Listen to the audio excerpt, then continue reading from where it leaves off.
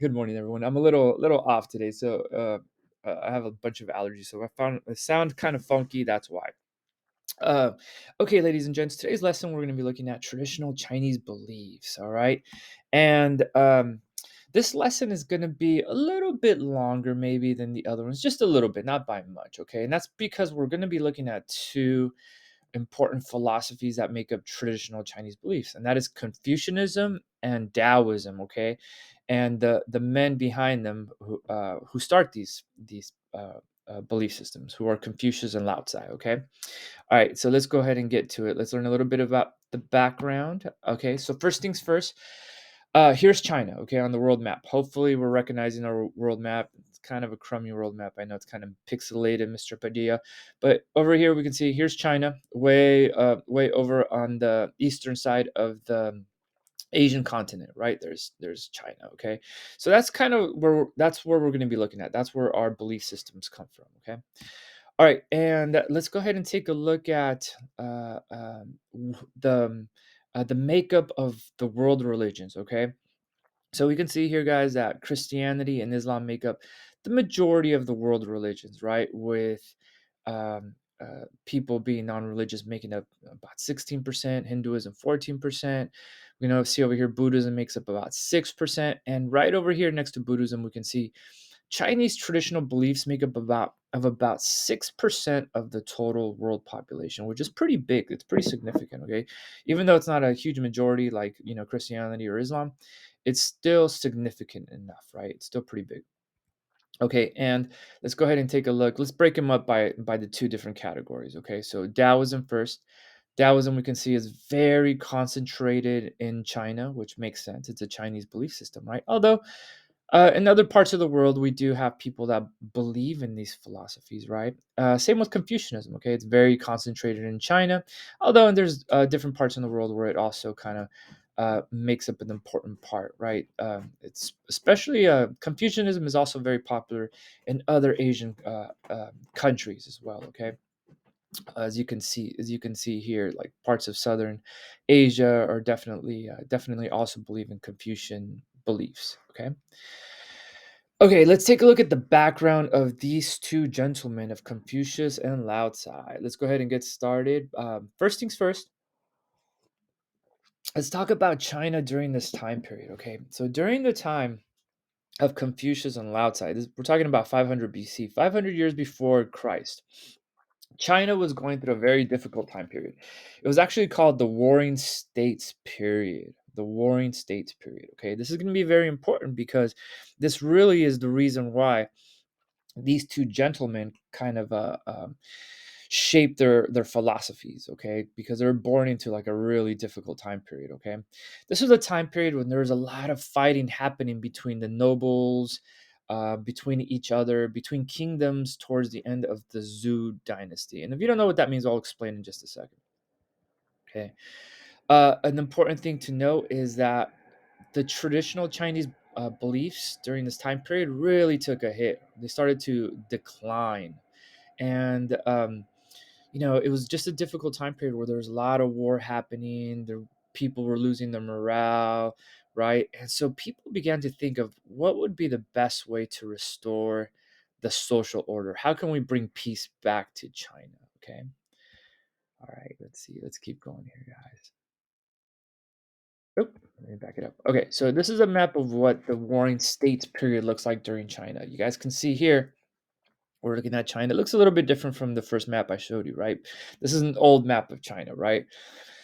Um, so this period lasted for a while. Okay, this map says 250 BC. We're also looking at the 500 BC. So this was a period of a couple hundred years, and you can see here that China's divided into all these little different kingdoms, right? So there's like the Yang kingdom, the Zhao kingdom, the Qi kingdom, the Wei kingdom, the Qin kingdom, the Chu kingdom, right? The Wu kingdom.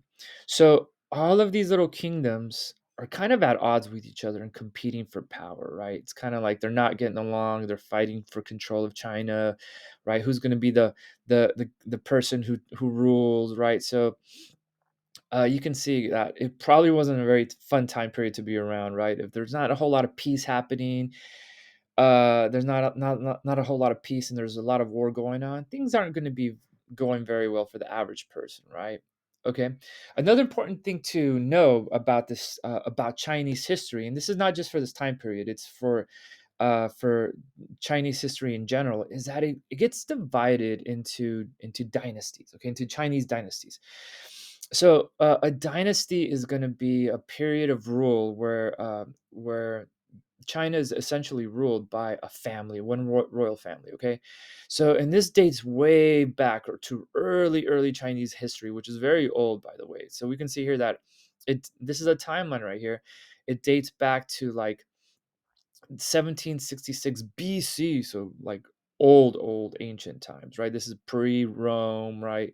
This is a very long time ago. Okay. By the way, you don't have to write this down. This is just for you to understand this part. Okay. Um, so beginning with the Shang dynasty, the Zhou dynasty, and then some different periods, right?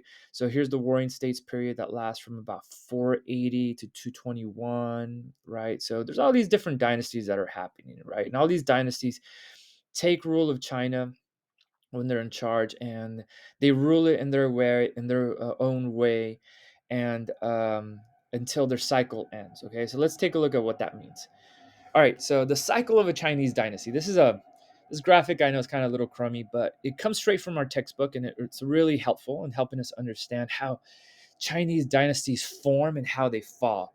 So the first thing that happens, starting with number one, is that a dynasty steps up and they declare that they have the mandate of heaven. Okay, this is something that's very important. Okay, having the mandate of heaven basically means that you have the approval to rule China from the heavens. Okay, and who's going to question that, right? If your rule is coming straight from heaven, who's going to challenge you? Okay, not much. Okay, not many people. So you get the approval to rule, and people are like, okay, cool. They have the approval of the mandate of heaven.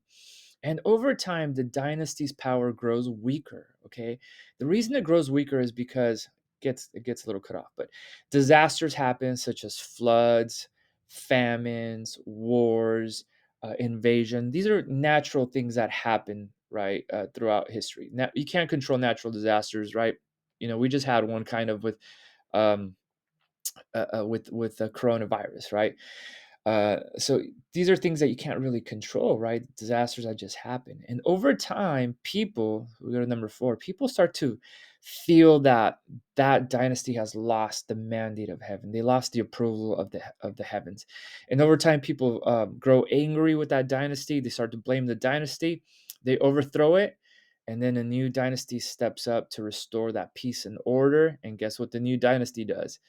They declare that they have the mandate of heaven. Okay, so this is something that has cycled throughout Chinese history for those 1,000 years that I just showed you, right, of Chinese history. So this is kind of like another really important background information. Okay, all right, this is something that you should know and that you should include into your paper to give a background explanation of China. Okay.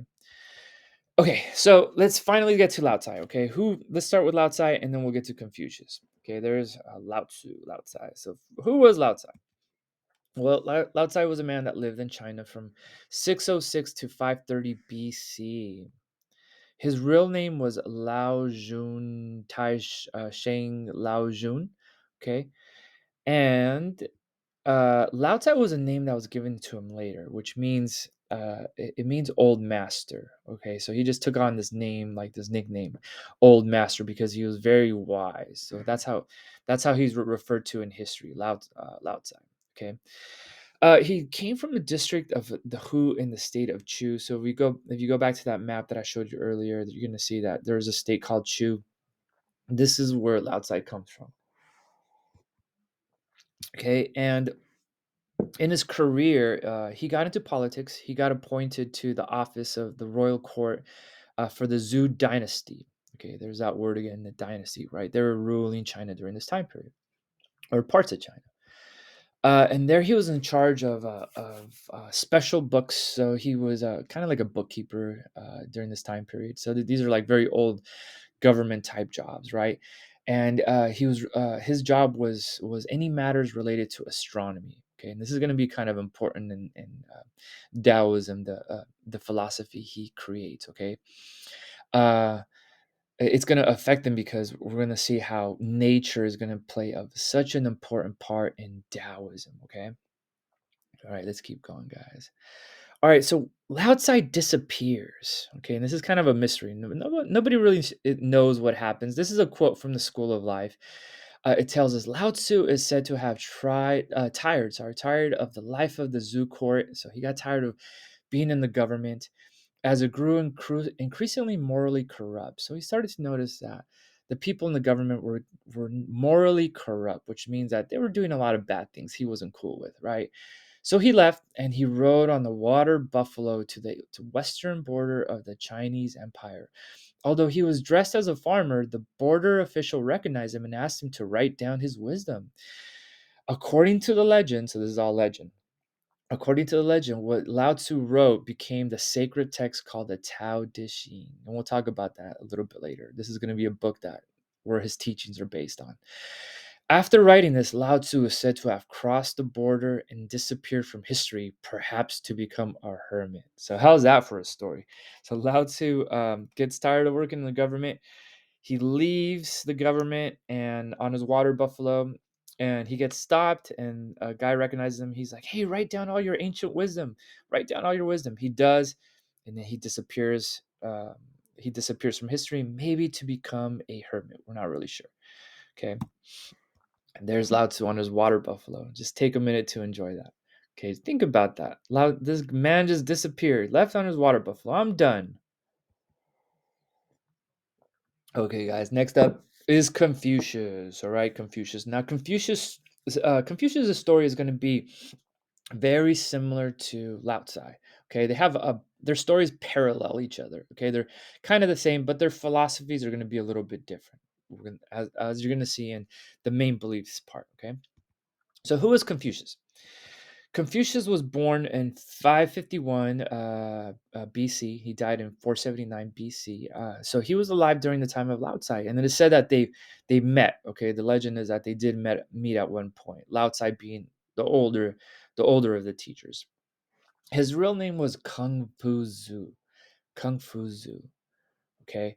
Now the name Confucius comes from it was a name given to him later in history by Europeans because Europeans couldn't speak Chinese. They couldn't pronounce Kung Fu Zu the way, the way the Chinese would, right? So instead of calling him Kung Fu Zu, he became known as Confucius. Okay, so that's the name that kind of stuck in history, Confucius. Okay, and that was because the Europeans, when they discovered him a little bit later, when they documented the history, that was the name that they gave him. He was born in 551 BC to a noble but a poor family. And Confucius was an exceptional student who later became a teacher and a government official. Okay. All right, let's get more into it. Confucius was hired as the minister of work and then the minister of crime in the government. So, just like Lao Tzu, guys, Confucius he started to work in the government for the Chinese government, okay, for the dynasties. Okay, there he was in charge of crime. So he was almost what would be the equivalent today? Like a district attorney or something, right? He was in charge of overseeing the crime that was happening in China during this time period. And he was very successful at what he did, and he was great at diplomacy. So Confucius was a man that was very talented in the government. Okay, diplomacy means that he was a man that was able to get people to agree on things. So he was able to convince people through his actions, through his gestures, through the way he would communicate. Right. So he was very talented at that. Okay. Confucius, over the years, he gained many pupils and disciples that were younger than him from a variety of backgrounds. So people start to follow Confucius and they join him to learn from him. Okay. His pupils would follow him and they would learn from him so that they can secure jobs, so that they can start to also work in for these governments, okay, for the Chinese governments, for these dynasties, right? That's what Confucius would teach him: how to be a diplomat, how to have the diplomacy, how to act right, right, how to talk to people, right? So he was a teacher to students that wanted to work in the government. Okay, so again, this is very similar to Lao Tzu. Over the years, Confucius grew tired of working for the Lu government. So if he got tired, just like Lao Tzu, because of the corruption he had seen. So same thing, okay? These governments, they're not acting right. They're abusing their power. Confucius is not digging it, right? Lao Tzu is not liking it, and that's why they leave. So Confucius left on a journey to different kingdoms that lasted 14 years. So Confucius' story is a little bit different. He doesn't disappear. What Confucius does is that he leaves on an extended journey and he visits different kingdoms for about 14 years. Okay, and there, as he's visiting these different kingdoms, he offers his services to teach the rulers how to act. Okay, so he offered his service to rulers who would be willing to learn his ideas about how to rule, right? How to be a good ruler, right? This is something that Confucius became preoccupied with. How can we be good rulers, right? So that we can better the situation in China, right? Um, so, like we said, he gained pupils as he was traveling. He became popular, and people started to learn from him, right? Now, here's the thing: when Confucius dies, he's considered a failure, right? His ideas are considered a failure, right? Because people are like, China's still going through this very difficult time period. They're still kind of going through this warring time period where people are morally corrupt, right? So he doesn't, even though he's trying to teach people, the rulers, how to become better leaders, how to teach people how to act right, it doesn't really happen within his life. Okay. All right, so both Confucius and Lao Tzu develop philosophies. Okay, so both of them have come up with philosophies. Confucius comes up with his philosophies, which is known as Confucianism, and Lao Tzu comes up with his philosophy called Taoism. And both of their philosophies are aimed at trying to bring peace and stability back to China, okay? But they do it by different ways, okay? They do it in different ways, and we're going to look at that in our next section.